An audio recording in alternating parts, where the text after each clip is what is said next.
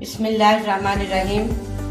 अल्लाह ताला के फजल शुक्र करम के साथ इरशाद रेसिपी हाजिर है। आज हम बनाएंगे मायोनीज।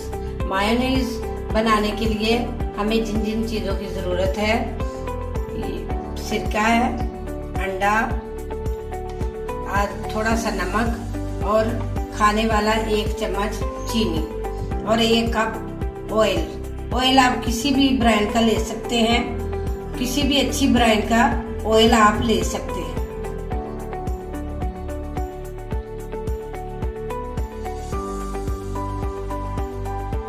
अब हम डालेंगे इसमें चीनी, सिरका,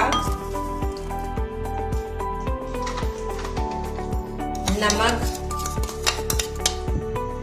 इन चीजों को हम अच्छी तरह ग्राइंड कर लेंगे।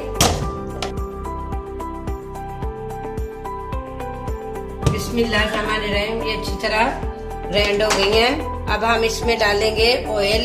ऑयल थोड़ा थोड़ा करके डालना है, ज्यादा नहीं डालना। फिर चलाएंगे।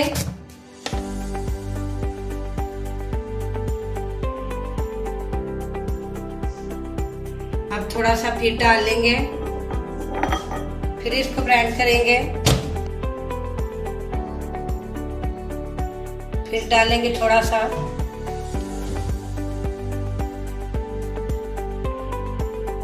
फिर थोड़ा सा डालेंगे।